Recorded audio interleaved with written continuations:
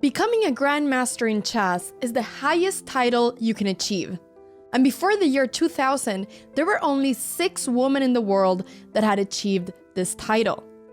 One of them was my mother, Grandmaster Cramling. In this video, I'm going to take you down a memory lane to the 1990s to show you how my mom became a Grandmaster and was actually part of history, chess history. Because in the 1990s, there was a race between 3 people to become the 3rd ever woman to become a Grandmaster. And these 3 people were Susan Polgar, Judith Polgar, and my mother. Now, my mother had already gone 2 Grandmaster norms, one in the 80s and one in 1990, and she only needed 1 final norm to get the title.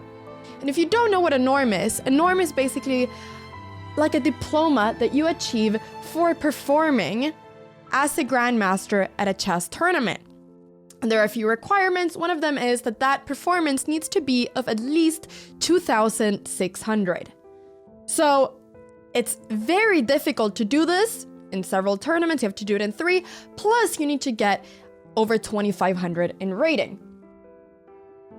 So my mom really wanted to become the 3rd ever woman to become a Grandmaster. In 1984, she was the highest rated woman in the world, and she competed mostly in open tournaments. She competed with men, she competed with women, she competed with everyone. So she wasn't just playing female tournaments, she was playing open tournaments. And in 1992, she finally got her 3rd Grandmaster norm and therefore got the title. And this happened at a tournament in Bern, Switzerland, where she was facing a lot of really strong players, a lot of strong Grandmasters, and she would go and become a shared winner of this huge tournament. And I just find that story so fascinating because, well, 1, she's my mom and I'm super proud of her, but 2, I know how much this meant for her, as her dream since she was a little kid was always to become a Grandmaster and prove to herself that she could do it. So in this video, I'm going to show you how exactly she did it. This was round 6 of the tournament in Bern, and she had the black pieces against a very experienced Grandmaster, Isvan Som, rated 2490. Now Isvan played c4, and this is the English opening. And the English opening in the chess world is kind of known for being a boring opening, because a lot of times things will become very symmetrical, especially if you play the line that my mom plays, which is c5. This is called the symmetrical variation of the English opening, and this is known to be very boring. However, I am no one to blame because I play the exact same thing, probably because my mom plays it and she's taught this to me. Now, he played knight f3, and my mom went knight c6. The idea is to a little bit look at this move because sometimes white will go d4. So g3, e5, now completely preventing the move d4. Knight c3, g6, fianchettoing the bishops. And this is actually called the Wedberg system. And it comes from a Swedish player called Tom Wedberg, a Swedish Grandmaster. And in Swedish, you call it Wedberg-systemet. Now, like I said, I play this myself, and there are a lot of ideas in this opening. What does white want to do? White wants to control this d5 square, maybe by placing a knight over here, and white really wants to play b4 a lot of times in this opening, because this pawn on c5 is one of black's central pawns, which is preventing white from playing d4, and it's just a very annoying pawn right now for white to face. So if white can trade one of the side pawns for a central pawn and get a little bit of space on the queen side, then white is going to be very happy. Black wants to prevent b4, and black wants to play the move d5. Those are the main ideas. If black gets to play d5 a lot of times in this opening, then actually black will be equal most times, or even maybe slightly better. So my mom here played a5 to prevent b4, and then he played d3, and my mom just simply developed the knight. Castles, d6. The reason she doesn't play d5 now immediately is because the moment you play d5, you want to be able to recapture with a minor piece, such as the bishop or the knight. However, now, if d5, we see that after takes, and queen takes, the queen ends up being in the center, and the queen isn't really that good here, especially not with the bishop kind of pointing towards it. So this is not really something that you want to do so early. So she went d6, preparing maybe to play bishop e6 at some point, and now bishop d2. Now she castled, rook b1 with the idea of playing b4, and she played rook b8. Why? Well, this is one of the most common moves here because one, you want to move this bishop, you might want to move this knight, you want this pawn to be protected if they're, in a few moves, but also more importantly, if white ever plays knight d5 to block this d pawn from pushing and doing its dreams, you want to be able to play b5 as black. And this move will allow, one, it's going to make it a little bit harder for white to play b4, but two, it's going to allow this rook to get on an open file. And also black will be getting a little bit more of space on the queen side. So this is a big fight for the center and the queen side, pretty much. So queen a4 was played with the idea of 1, protecting b4, 2, preventing b5, and 3, maybe looking a little bit towards this pawn at certain points. My mom played bishop g4, simply developing the bishop. This is now placed on a square where it cannot really be kicked away, and if white goes h3, well then this pawn is going to be a weakness actually. It's going to be easier to target this pawn. So he played knight b5, and the point of this was just to basically, if this queen moves, this pawn is hanging, and if this queen moves, I don't know where, this pawn might be hanging too. However, and also to open up for the bishop so that b4 becomes a little bit easier to play. However, my mom simply didn't care about all this and played queen d7, because if bishop takes a5, there is the move rook a8, pinning the bishop, and now if the bishop moves, the queen is hanging. So you have to protect it, and then you have this move b6, forcing the bishop to move. And well, it cannot move, so white is going to lose it. So you cannot take the pawn on a5. So after my mom played queen d7, Isvan went back with the queen, played queen c2. Here, my mom has already secured the fact that white cannot really play h3. I mean, maybe there could be some trades, and then this is hanging, but pretty much cannot really play h3. So rook e8 was played here, simply developing the rook, and also maybe with ideas of at some point playing f5 and e4. Rook c1 was played. This is kind of slow play right now by both players. My mom went b6 to really just defend everything. If b4, it's not really a threat because the pawn is defending everything. So this is a very solid position, like we call it in chess. And here now, the opponent made maybe one of the first inaccuracies of the game, which was the move e4.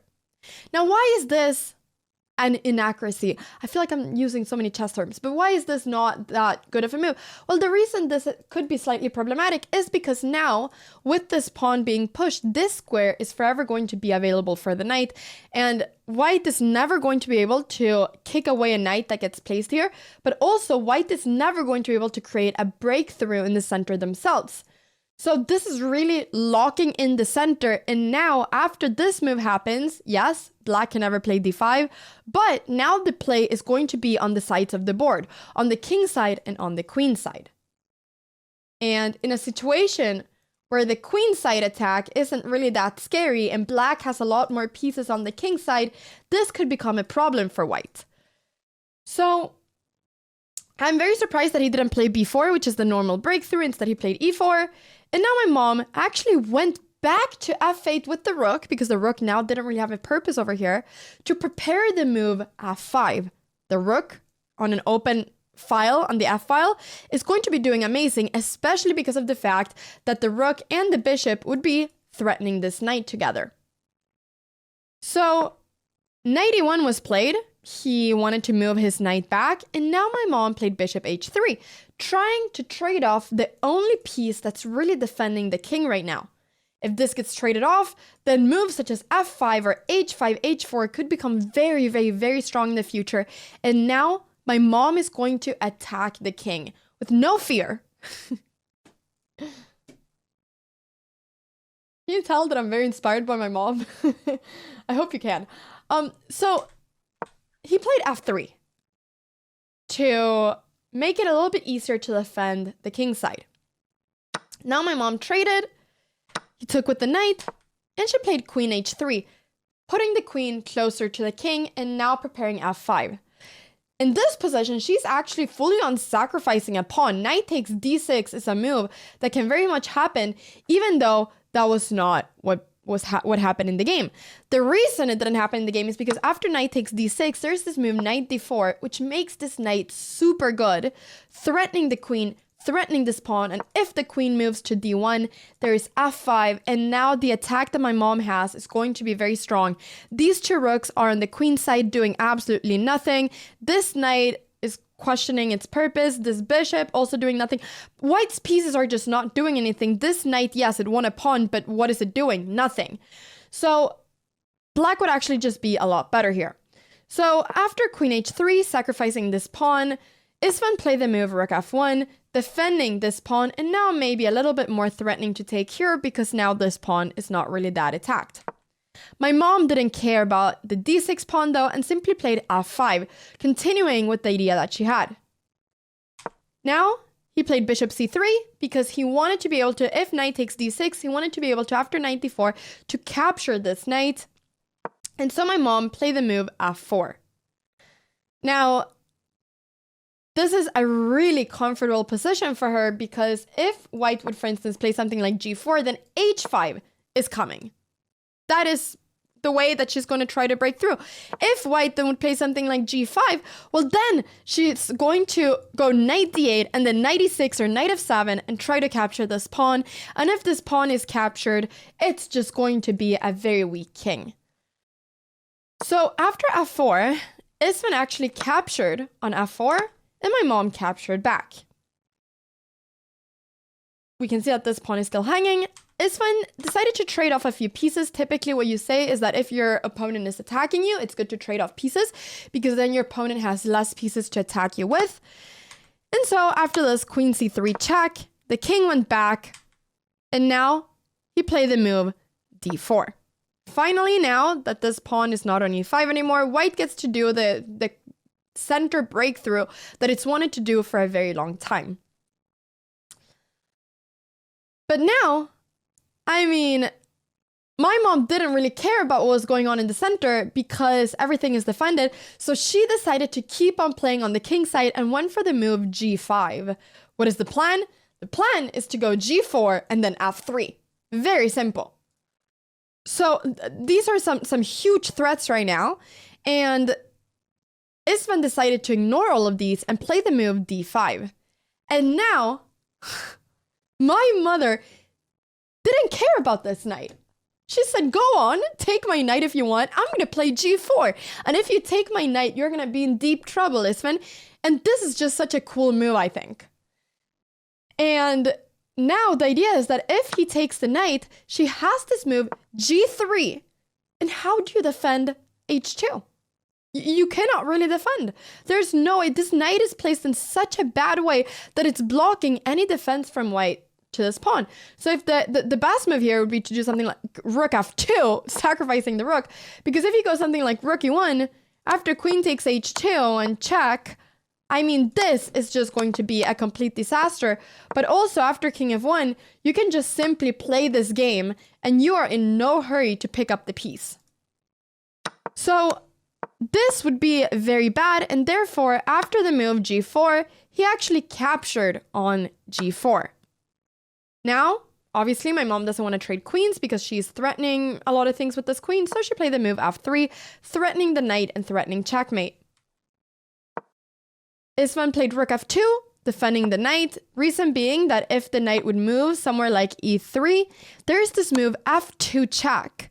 And if the king goes to h1, there's this move rook f3, and all of her pieces are playing right now, and Isvan is going to lose this knight, and this is just going to be a very, very, very bad situation. And if after check he goes rook takes f2, then after takes, and queen takes h2, this king is incredibly weak.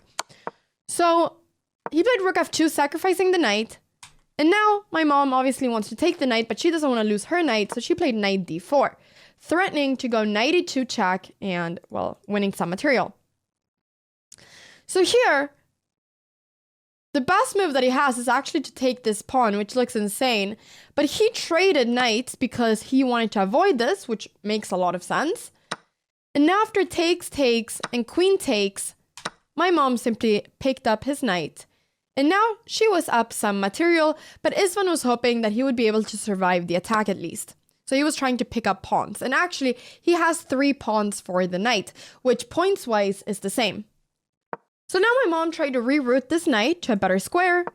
And we can see here that a few moves happened. And now she had this fantastic square for the knight where it's on an outpost square because no pawn can kick it away. So queen e2.